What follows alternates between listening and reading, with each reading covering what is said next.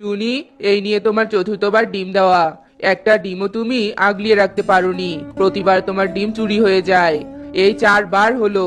শোনো, আজ রাতে তুমি তোমার এই ডিমটা খুব ভালো করে নজরে রাখবে, যেন আর কেউ চুরি করে নিয়ে যেতে না পারে, বুঝেছো? টোনা, এবার তুমি কোনো চিন্তা করো না টোনা। আমি আমার জান প্রাণ দিয়ে এই চতুর্থ নাম্বার ডিমটা রক্ষা করব। এদিকে টুনি তার ডিমে তা দিতে থাকে। ঠিক সেই সময় টুনির ঘরের জানালার পাশে এক ডাইনি আসে, টুনির উপর তার জাদুর আলোক রশ্মি ফেলে। আর টুনির সাথে সাথে সেই আলোক রশ্মির প্রভাবে ঘুমিয়ে পড়ে। আর ডাইনি সেই সুযোগে টুনির ডিম চুরি করে নিয়ে যায়। আর সেই ডিম নিয়ে সেই কলার মোচার মধ্যে ঢুকে যায়। একে টুনি ঘুম থেকে জেগে ওঠে আর তার ডিম দেখতে না পেয়ে হাউমাউ করে কাঁদতে শুরু করে। আর কেঁদে কি হবে টুনি, সব তো শেষ হয়ে গেছে আমাদের। এবারও তুমি ডিমটা হারিয়ে ফেললে। তোমার জন্য কি আমি বাবা ডাক শুনতে পারবো না টুনি? ওগো, ওগো, আমি কি করব বলো? আর কি করলে যে আমার ডিম বাঁচাতে পারবো বলো তুমি? 4টে ডিম হারিয়ে গেল আমার। ডিম কে নিয়ে যাচ্ছে? হায় হায় টোনা, আমি এক অপদার্থ মা টোনা, আমি এক অপদার্থ মা। এভাবে টোনাটুনি তাদের ডিম হারিয়ে হাই হাই করতে থাকে। এরপর বেশ কিছুদিন কেটে যায়। টুনি পঞ্চমবারের মতো আবারও ডিম দেয়। এবারও ডাইনি তার জাদুর আলোক রশ্মির মাধ্যমে টুনিকে ঘুম পাড়িয়ে টুনির ডিম চুরি করে কলার মোচার মধ্যে নিয়ে যায়। আজ আমার খুশির দিন। আজ আমার অনেক খুশি লাগছে। আমার 5টা দিন পূর্ণ হয়ে গেছে। এবার তো আমার কার্য সিদ্ধি হয়ে যাবে। যাই, এই ডিমগুলো সিদ্ধ করার জন্য রূপালী নদী থেকে জল নিয়ে আসি। যেন তেন জলে তো আর এই ডিমগুলো সিদ্ধ করা যাবে না।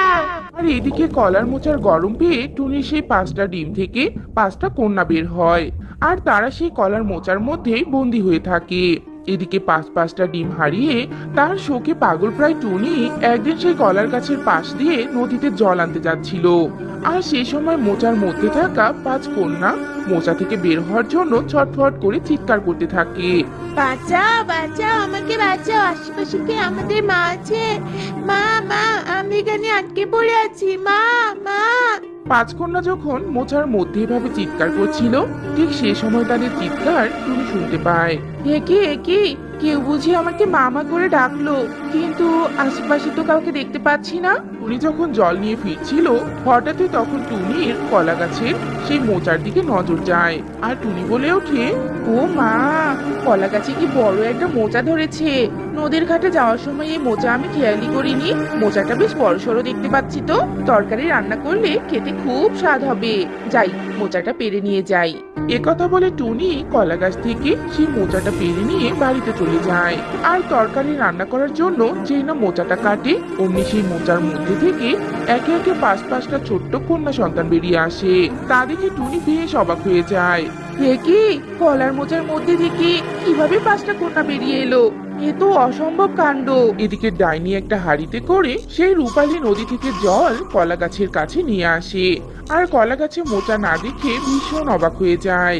হায় হায় রে, আমার মোচা কোথায় গেল? আমার মোচার মধ্যে ডিম ছিল। কে কেটে নিয়ে গেছে আমার ওই মোচা? এক্ষুনি আমার জাদুবিদ্যা দিয়ে দেখতে হবে যে আমার মোচা কোথায় গিয়েছে। একথা বলে ডাইনি চোখ বন্ধ করে আর তার জাদুবিদ্যা দিয়ে জেনে যায় যে তার মোচার ডিম ফুটে 5টা কন্যা বেরিয়েছে। আর সেই কন্যা টুনির কাছে। এরপর ডাইনি চোখ খুলে বলে, আমার ডিম থেকে ছানা বেরিয়ে গিয়েছে। যাই হোক, আমার ডিম হোক বা ছানা হোক, দুটোই দরকার। যাই যাই, ওই তোদের কাছ থেকে আমি ছানা নিয়ে আসি। একথা বলে ডাইনি টুনির বাড়িতে যায়। আর টুনির কাছে 5টা কন্যা দেখে ডাইনি বলে, এই টুনি, তোর সাহস তো কম না। আমার মোচা পেরে এনেছিস। আমি এই মোচার মধ্যে এই কন্যাগুলোকে রেখেছিলাম, তুই জানিস? দে, আমার এই 5টা কন্যাকে ফিরিয়ে দে বলছি। ডাইনির এমন কথা শুনে টুনি ভীষণ ভয় পেয়ে যায়। কিন্তু মনের মধ্যে সাহস জুগিয়ে টুনি বলে, না, আমি এই কন্যাগুলোকে কিছুতেই তোমার কাছে দিব না। আমি খুব ভালো করেই জানি একটা ডাইনি ওই কলার মোচার 5টা পাখির ছানাকে কোনো ভালো উদ্দেশ্যে বন্দি করে রাখে না। নিশ্চয়ই তোমার খারাপ কোনো উদ্দেশ্য আছে। আমি কিছুতেই তোমাকে এই বাচ্চাদের দিব না। দিবি না মানে? তুই যদি এই 5টা কন্যাকে আমার কাছে না দিয়ে দিস, তবে তোর বাড়ি ঘর আগুনে আমি জ্বালিয়ে দেব। আর তোকে হত্যা করে হলেও এই কন্যাদেরকে আমি নিয়ে যাব, বুঝেছিস? ডাইনির এমন কথা শুনে টুনি 5 কন্যাকে ডাইনির হাতে তুলে দেয়। আর ডাইনি সেই 5 কন্যাকে বন্দি করে আবারও সেই কলা গাছের কাছে নিয়ে যায়। এদিকে টুনি মনে মনে বলে, ওই পাঁচ কন্যার জন্য আমার মনের ভিতর এত কষ্ট কেন হচ্ছে? না, ওই ডাইনির হাত থেকে আমাকে ওই পাঁচ কন্যাকে বাঁচাতেই হবে। যাই, এক্ষুনি এক তান্ত্রিকের কাছে যাই। এ কথা বলে টুনি এক তান্ত্রিকের কাছে যায় আর তান্ত্রিককে গিয়ে ডাইনির ব্যাপারে সব ঘটনা খুলে বলে। সব শুনে তান্ত্রিক কিছুক্ষণ ভেবে বলে, আরে বোকামে, ওই কন্যাগুলো যে তোরই চুরি করা 5 ডিম থেকে ফুটে বেরিয়েছে। ওই শয়তান ডাইনি তোর ডিম চুরি করে নিয়ে গিয়েছিল। চল, তোর কন্যাদের কোনো ক্ষতি করার আগেই বাঁচাতে হবে ওদের। এ কথা বলে টুনি আর তান্ত্রিক তাড়াতাড়ি সেই কলা গাছের কাছে যায় আর গিয়ে দেখে ডাইনি কলা গাছের সাথে সেই 5 কন্যাকে বেঁধে রেখেছে আর তাদের সামনে বসে ডাইনি যজ্ঞ করছে। বন্ধ কর ওই যোগ্য ডাইনি, তুই ওই কন্যাদের ছেড়ে দে, ওগুলো টুনি কন্যা। আমি জানি ওই কন্যাগুলোর মা হলোই টুনি। আমি ওই টুনির ঘর থেকে ডিম চুরি করে এনেছি। আমাকে রাক্ষসী মাতা বলেছিল যে কোনো একটা পাখির 5টা ডিম চুরি করে সিদ্ধ করে খেতে হবে, তাহলে আমি সর্বশক্তিমান হয়ে যাব। কিন্তু ডিম সিদ্ধ করার আগেই কলার মোচার মধ্যে ডিম ফুটে 5টা কন্যা বেরিয়ে এসেছে। এবার এদের বলে দিয়ে আমি আমার স্বার্থ হাসিল করবো। তা চলে যা বলছি এখান থেকে, তোরা একটুও থাকবি না এখানে, যা। ছাড়বি না তো এদের? থাম, তোর কি হাল করছি দেখ শুধু। এ কথা বলে তান্ত্রিক ডাইনির করা যজ্ঞের আগুনে ডাইনিকে ধাক্কা মেরে ফেলে দেয় আর ডাইনি যজ্ঞের আগুনে পুড়ে ভস্ম হয়ে যায়। এদিকে টুনির 5 কন্যাও মুক্তি পেয়ে যায়। টুনি তার 5 কন্যাকে ফিরে পেয়ে ভীষণ খুশি ছিল। তোরা আমার মেয়ে, আয় মা, আয় আমার বুকে আয়।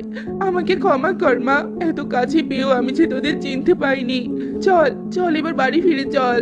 তারপর টুনি তার 5 কন্যাকে নিয়ে বাড়ি ফিরে যায় আর টোনাকে সব কথা খুলে বলে। সব শুনে টোনাও অনেক খুশি হয় আর টোনা তার মেয়েদেরকে তার কাছে টেনে নেয় আর অনেক আদর করতে থাকে। এরপর টোনা টনি তাদের 5 মেয়েকে নিয়ে সুখে শান্তিতে দিন কাটাতে থাকে।